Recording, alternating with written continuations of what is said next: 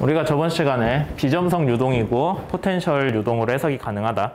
비점성이 곧 포텐셜 유동은 아니에요. 비점성 유동 중에 어떤 특수한 조건들을 더 만족하면은 거기에 대해서 우리가 포텐셜 유동이라는 기법으로 해석이 가능하다라는 거예요. 그러니까 얘는 접근하는 방법 중에 하나인 거지 뭐 모든 유동이 다 포텐셜 유동이다 그렇게 이해하면 안 돼요. 그 다음에 또 뭐가 있었어요? 운동 에너지 보존식으로 운동에 대한 지배 방정식이죠.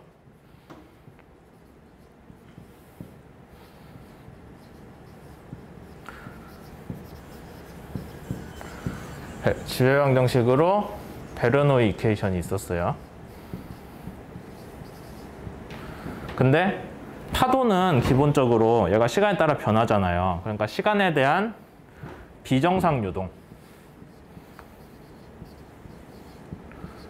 unsteady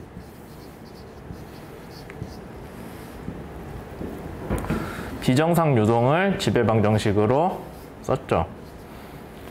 잘 안 보이나? 매직이? 좀 다른 것 같은데.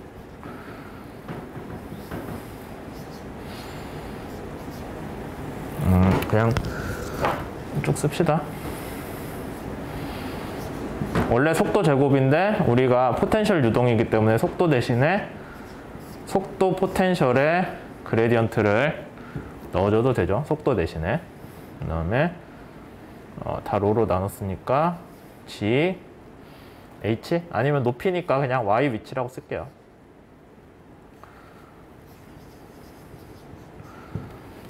기본적으로 이런 방정식이 있었는데 우리가 두 가지 경계 조건을 걸었죠. 하나는 그러니까 경계 조건이라는 건 물리적으로 반드시 성립을 해야 되는 조건이에요. 우리가 이런 유동을 다루는데 얘는 물리적으로 이런 성질을 반드시 가져야 돼 라고 제안을 한 게 동력학적 경계 조건. 동력학적 경계 조건은 물체에 가해지는 힘 아니면은 힘을 면적으로 나눈 압력에 대한 식이고요. 결국엔 뭐다? 수면에서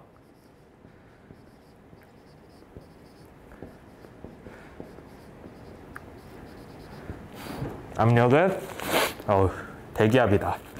그러면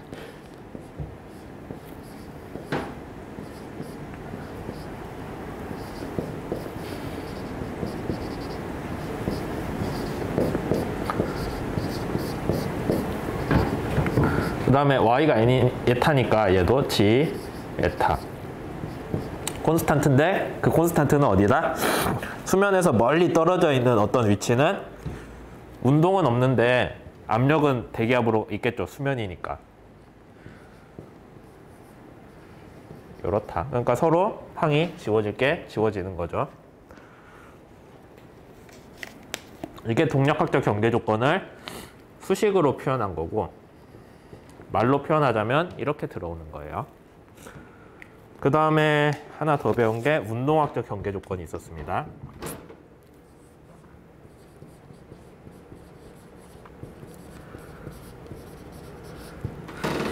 운동학적 경계 조건은 이제 말로 설명하자면은 수면의 법선 방향, 그러니까 수직 방향이죠.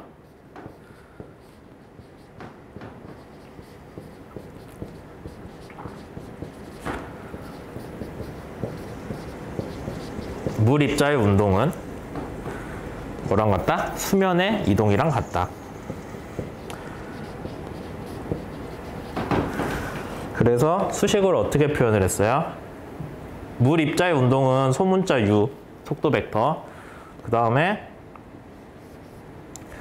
g라는 어떤 함수를 들고 왔죠. 거기 g의 그레디언트는 g의 수직인 방향이에요. 수직인 방향을 나타내요. g의 그레디언트는.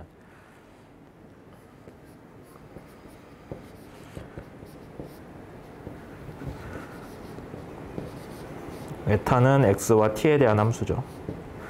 그래서 얘를 이제 g라는 스칼라 함수로 나타내서 거기에서 그 순간적인 g에 대해 수직인 방향의 벡터를 하고 그 다음에 내적은 두 벡터 간의 공통인 방향 성분의 곱이잖아요. 그러니까 수면의 수직 방향 이로 속도, 입자의 운동 속도가 어느 정도 크기인지를 나타냈고, 얘는 뭐랑 같다? 대문자 U라고 썼었죠?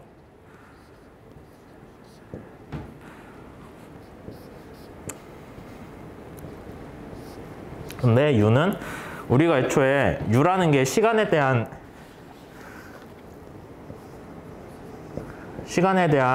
이 수면 높이의 변화잖아요. 우리는 수면을 y에 대한 함수로 표현하고 있으니까. 그래서 요거밖에 없기 때문에 y 방향 성분만 가지고 있다. 이 정도 쓰면 되겠죠. 그래서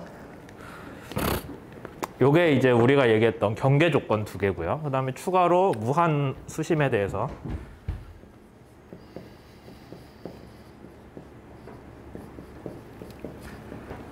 y가 마이너스 무한대 저 수면 아래로 가면은 그때 이제 속도 장에 미치는 영향이 없기 때문에 뭐 u는 0이긴 한데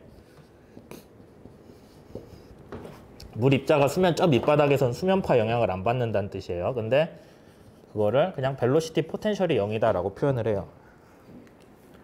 포텐셜이 그러니까 수면파로 인한 포텐셜이 저 밑에는 영향을 주지 않는다.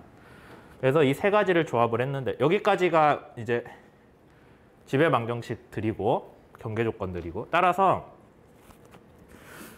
요거는 그냥 수면파 자체가 무조건 만족을 해야 돼요. 근데 그냥 잘 안 풀렸잖아요. 그러니까 우리가 선형화라는 과정을 통해서 몇 가지 가정을 해서 쓸모없는 것들을 그냥 얘는 크기가 작으니까 무시하자 하는 식으로 접근을 한 거죠. 그렇게 했을 때 선형화를 해서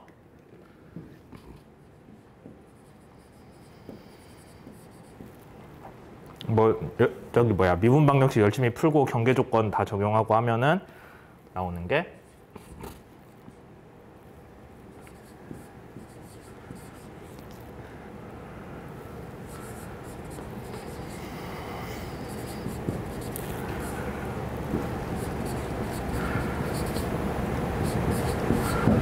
이렇게 나왔고 시간에 대해서 미분을 하면은 U가 나오죠. 시간에 대해 미분이 아니지. 벨로시티 포텐셜은 그레디언트를 구해주면은 U가 나오죠.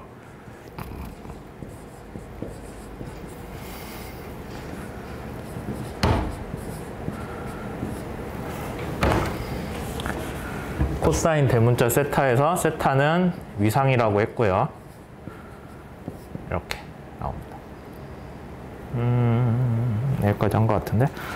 그 다음에 여기 식에다가 다시 얘를 집어넣어서 풀면은 우리가 분산 관계식이라고 해서 이게 나온댔고 얘를 이제 좀 더 우리가 자주 쓰는 파장이랑 주기에 대한 함수로 바꾸자면은 이런 식으로 나온다고 했죠. 저번 시간에 그래서 여기까지 배웠던 것 같고요.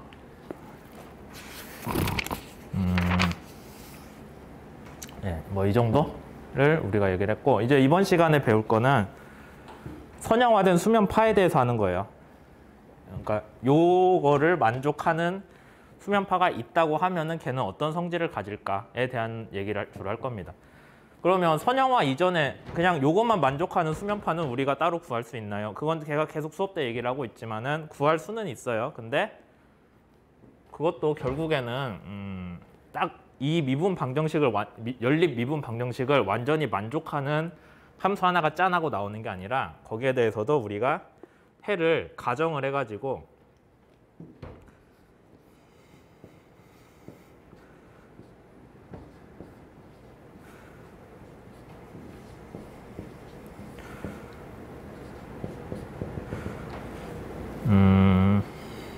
이렇게 풀었던 것 같은데 에타도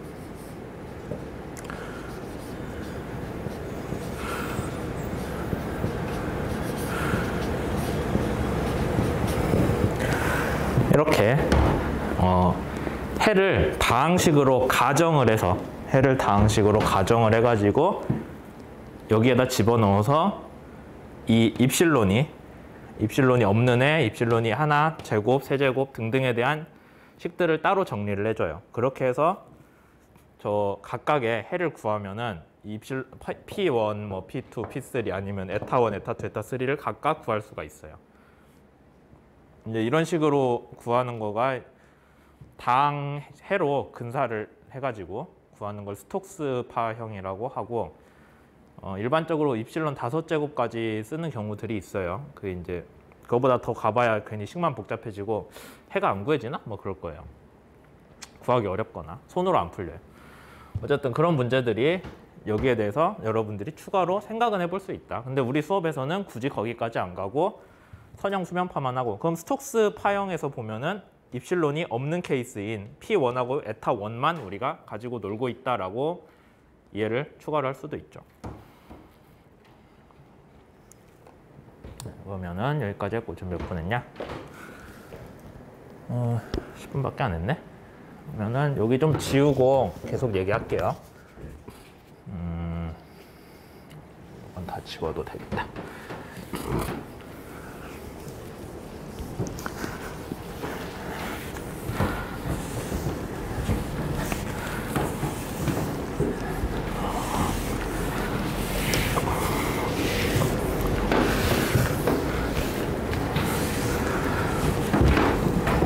요거는 내버려둘게요. 여기까지는 필요할 것 같아요.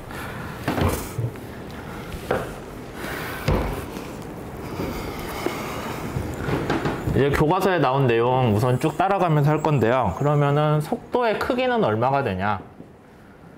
요거에 대해서. 코사인 사인이니까 얘 크기는 뭐가 돼요? 이거잖아요.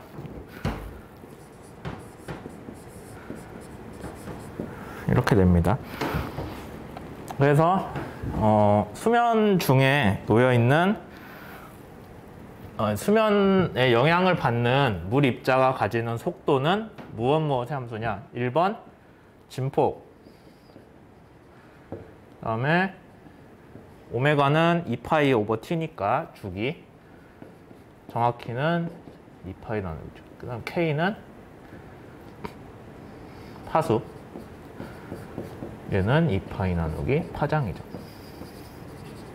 그래서 주기, 진폭, 파장 전부 다 그 수면파에 놓여있는, 수면파에 영향을 받는 물 입자의 속도에 영향을 준다라는 거 우선 알 수 있고요. 그 다음에 뭐 쭉 내려가 보면은 또 뭐가 있냐? 여기에 대해서 이제 베르누이식을 다시 정리를 해볼게요. 속도를 아니까 속도 제곱을 구할 수 있잖아요. 그걸 다시 베르누이식에 넣을 텐데,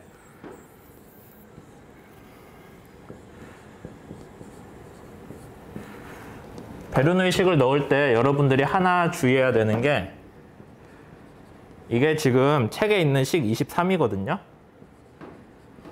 우선 써놓고 얘기를 할게요.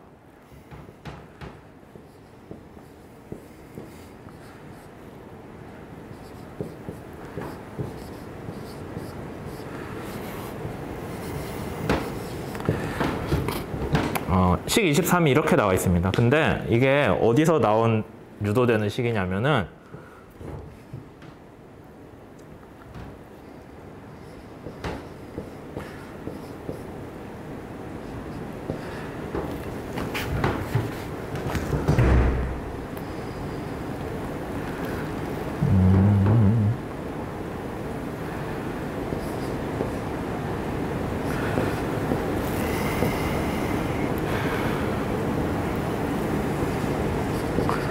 다 좌변으로 몰아줘요.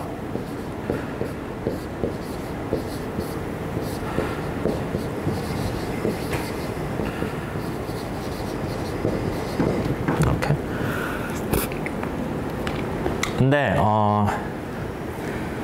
이제 뭘 얘기하려냐? 베르누이식을 우리가 그 동력학적 경계 조건 얘기를 할 때는, 수면에 한정을 해서 얘기를 했어요. 뭐 얘가 거의 0이다라고 보긴 했지만 어쨌든 수면에서의 경계 조건을 얘기를 했는데, 수면이 아닌 위치에서는 어떻게 되겠냐라는 게 여기서 다루는 문제가 되는 거예요. 수면이 아닌 위치에서. 수면이 아닌 위치에서는 수면보다 위는 상관없죠. 위는 공기니까 우리가 다루는 문제가 아니고 수면보다 아래일 거예요. 그러니까 y가 에타보다 작은 값을 가질 때. 그 다음에 걔가 갖는 압력은 사실 우리가 모르잖아요. 알 수가 없지. 근데 거기서 압력이라는 걸 우리가 어떤 식으로 이해를 하냐. 수면파가 있고 그 동력학적 경계 조건 할 때 같이 멀리 떨어진 데를 또 위치를 잡는 거예요. 그러면 여기는 PATM이고 여기 밑에는 나도 잘 몰라 그냥 P라고 씁시다가 되는 거죠. 그래서 P에서 PATM을 빼준 항이 여기에 나오는데 왜냐하면 이제 이쪽으로 쭉 오면은 여기서는 뭐가 나오냐면은 정확히 이쪽에 썹시다. 그러면은 여기에서 여기까지의 차이가 있잖아요. 높이 차이. 걔가 에타 빼기 y겠죠. 그 다음에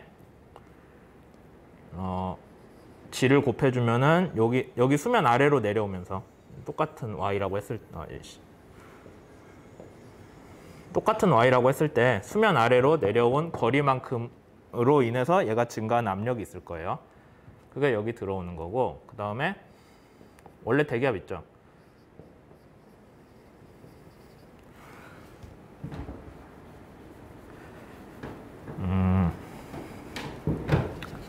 원래는 식이 이 모양이 되는데 잠깐만 이게 맞나?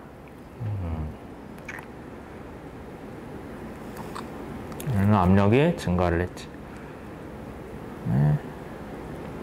아, PATM은 여기다 쓸 필요가 없다. 아닌데? 써야 되는데? 전체 공통으로 들어가고 y가 일로 넘어. 내가 헷갈리네?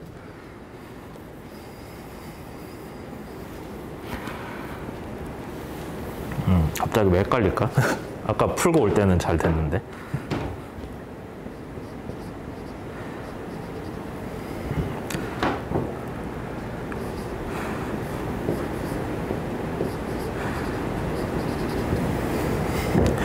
여기를 뭔진 모르겠지만은 P 무한대라고 합시다.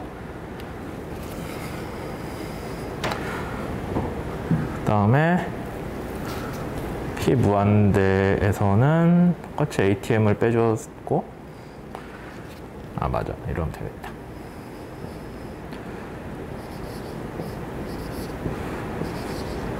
근데 여기서 에타는 0이잖아요. 결국에는 지금 멀리 떨어진 데는 수면이 그 y는 0에 딱 잔잔하게 있으니까. 그래서 얘는 없는 거고. 그쵸? 그 다음에 얘가 이제 문제인데 요 항은 어떻게 되냐면은 여기 똑같이 ATM 빼준 거는 전체에서 그냥 어떤 기준 압력을 빼준 거예요. 뭐 여러분들이 어떻게 이해하든 상관없는데.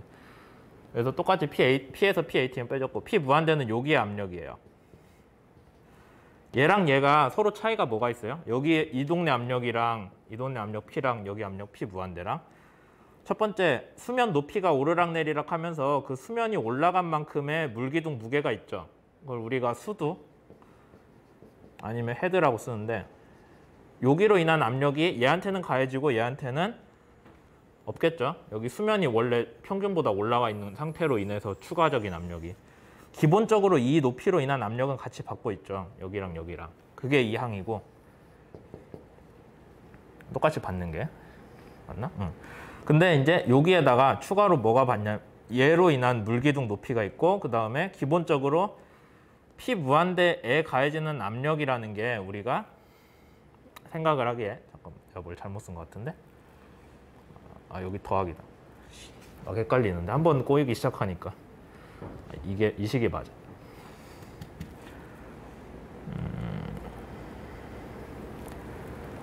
그 다음에 GY. 얘를 애초에 안 쓰는 게 맞구나, 그러면. 미안합니다. 네. 이 식에서 시작하는 건데, 그러니까 핵심은 뭐냐면 이렇게 써놓고요.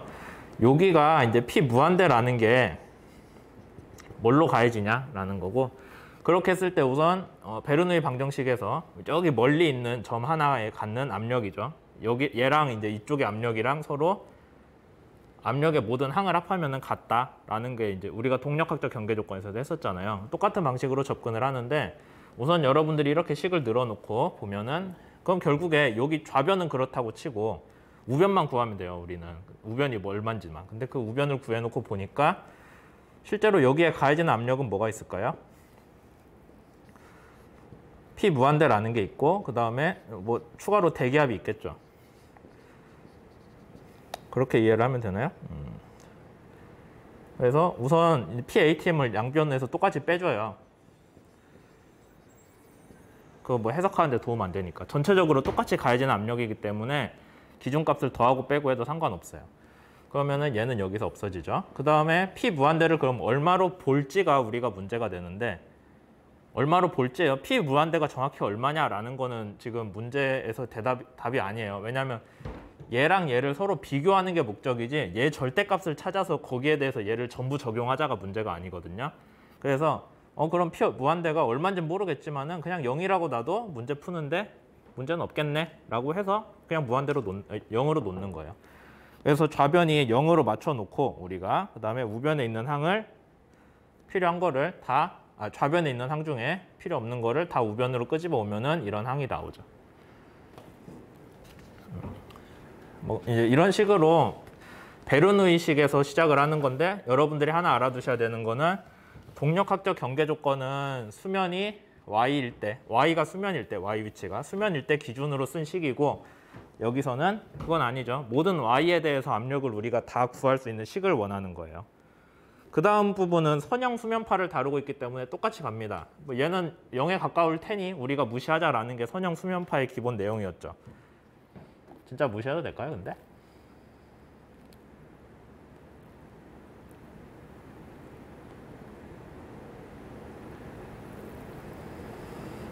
무시해도 될지 안 될지는 잘 모르겠다, 나도. 근데 뭐 이제 내내 했던 얘기가 진폭에 비해서 파장이 아주 큰 물건이잖아요. 우리가 다루는 선형 수면파는 진폭보다 파장이 한참 크고 그 다음에 여기 지워버렸네. 분산관계식을 전개를 하면은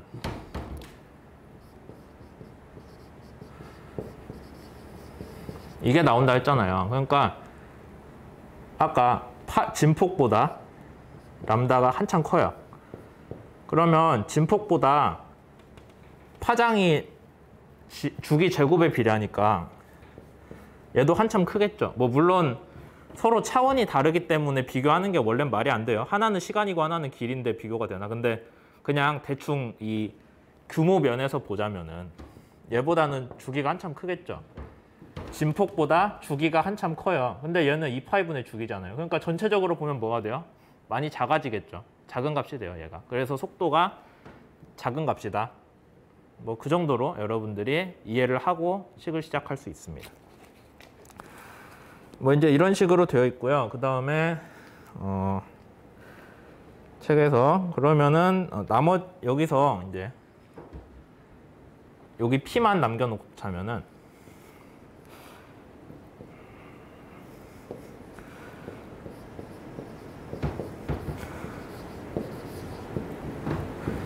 그러니까 여기에 남아있는 항 중에서 잠깐만 얘를 1로 보내요. 그러면은 이제 어쨌든 압력 항이잖아요. 얘도 압력이고 얘도 압력이니까 서로 더해줄 수는 있어요.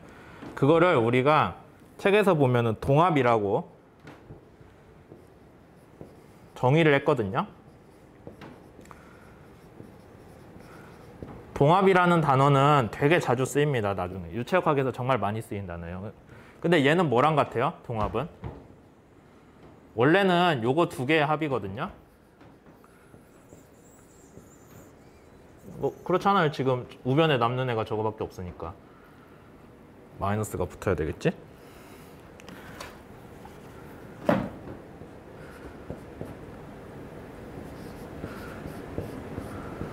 원래는 여기 항에서 얘만 1로 넘겨줘요. 그래서 요거는 우리가 뭐라고 불러요? 정압. 그 다음에 얘는 뭐 대기압. 그 다음에 얘는 원래는 수두라고 많이 부르거든요. 수두압이라고 부르는 사람들도 있긴 한데 그냥 똑같이 압력이라고 씁시다. 이 세 가지의 압력 성분을 다 더해주면은 뭐랑 같다? 얘랑 같다. 걔를 우리는 동압이라고 부르기로 한 거예요. 이게 유체역학에서 상당히 중요한 개념인데요. 왜 이게 중요하냐면은 여러분들이 해석을 할 때는 정압, 대기압, 수도압을 구분할 수 있어요. 근데 여러분들이 물속에 들어가 있잖아요. 정압, 대기압, 수도압이 구분을 못해요. 어떤 수면 아래 뭐 100m, 근데 거기 사는 물고기 하나를 생각을 해봅시다. 그러면 걔가 지가 뭐 물 위로 100m로 올라가면 수면인지 아닌지 그거 모르잖아요. 그냥 자기한테 오는 압력만 알아요. 나한테 가해지는 압력만 아는데 그건 뭐다? 정압 더하기 대기압 더하기 수도압. 세 가지 압력이 더해진 값만 아는 거예요, 얘는. 그래서 그걸 구분을 할 수가 없기 때문에 그냥 나한테 오는 압력은 얼마구나. 근데 걔는 유동의 이 속도로 인해서 주어지는 값과 같은, 속도로 인한 압력과 같은데 그 유동의 속도로 인한 압력은 어떻게 구한다? 이거 더하기 요거. 시간에 따른 속도 포텐셜 변화량이랑 그 다음에 속도의 제곱에 비례하는 그 항으로 나와진다. 그래서 그걸 그냥 우리는 동압이라고 부른다라고 정의를 한 거죠. 그러면 근데 다만 우리는 선형 수면파에서 얘는 0이잖아요. 그러면 요거랑 얘랑 같다가 되는 거고 그 다음에 요거 우리 어디 있어요? 여기 이미 구해놨네. 그렇게 해가지고 시간에 대해 미분이 돼요, 얘가? 요것만 t니까 시간에 대해서 미분 가능하고요. 이렇게 되면은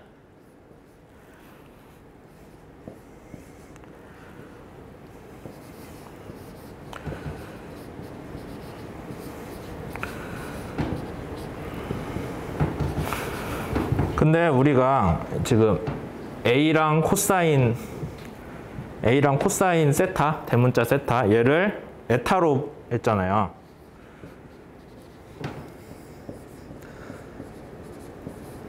이게 애초에 수면파 높이에 대한 함수잖아요. 그러니까 이렇게 정의가 되죠. 그래서 수면파 아래에 놓여있는 수면파 아래의 어떤 특정한 점에서 가해지는 전체 압력은 정압 더하기 대기압 더하기 수도압인데 걔는 뭐랑 같다? 이렇게 하면은 y의 익스포넨셜 함수 그 다음에 곱하기 에타 파고래 진폭이죠. 진폭 그 다음에 중력 가속도의 압력과 같다라는 거죠. 여기에서 중요한 거는 그럼 y가 좌표계가 우리가 y가 플러스가 위잖아요. 그러니까 수면 아래로 오면은 y는 마이너스로 가야겠죠. 맞죠? 그래서 y가 마이너스로 가기 때문에 맞나? 네, 좌표계가 그 모양이에요. 그러니까 y가 마이너스로 가기 때문에 거기에 대해서 계속 수면 아래로 가면은 얘는 값이 어떻게 된다? 마이너스 무한대 제곱하면 0에 가까워지잖아요. 그래서 수면파로 인한 다이나믹 프레셔는 0으로, 동압은 0으로 간다라고 여러분들이 알 수가 있습니다.